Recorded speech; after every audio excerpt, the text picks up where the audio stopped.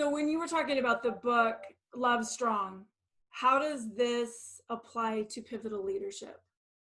Well, I want to clarify, the book is actually on pre-order because it's just coming out, but I listened to the podcast of the person who wrote it. So I do want to clarify, if you're looking for it, it's still on pre-order. How it works for me is my personal journey.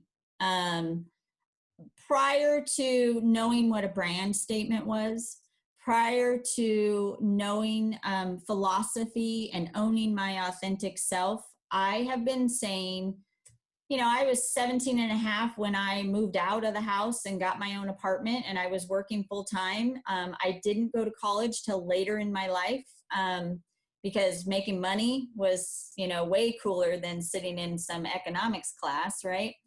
And what I have done in that time through that journey, though, is realize how loving, strong, and being loved, more importantly for me personally, that pivot of thinking, of not being a victim, of not being a blaming person, of not putting that energy on someone else, and for me, my mantra way before all of that was change the cycle. Change the cycle. My son just graduated from high school. He went K through 12 through the same school. That's a big deal for me, for somebody who didn't go to the same school.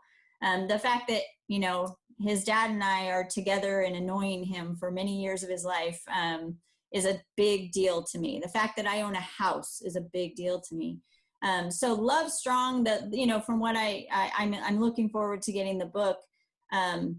How it applies is shifting and I'll read more. I can't wait to read more about it. But for me, it's the loving, love doesn't always have to be this gushy, mushy thing, right?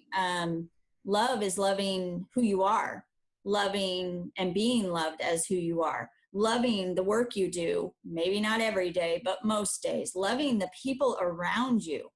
I make this statement where I say I work with wickedly brilliant people who on most days don't drive me crazy, but that's because we're human. We're just not perfect. And love comes in a lot of different, it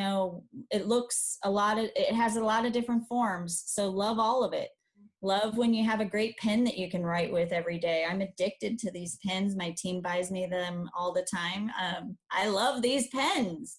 And take appreciation for those things. And sometimes it's the simplest of that kind of thing for me personally that can pivot my thinking for the day. I start out frustrated. I start out with an email or a text, at 6:30 in the morning, 5:30 this morning, our VP of operations and I were checking in on the boarded up stores and had there been any damage last night.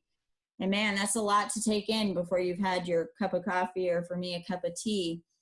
And then I walked outside, and I have a beautiful backyard thanks to my stay-at-home superhero husband who has a green thumb. And I just breathed it in, and thought, okay, today's a new day.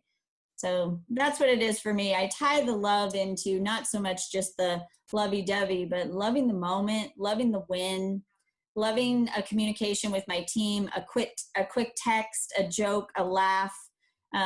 Even when we fail, sometimes we love those moments because we go, all right, time to move on.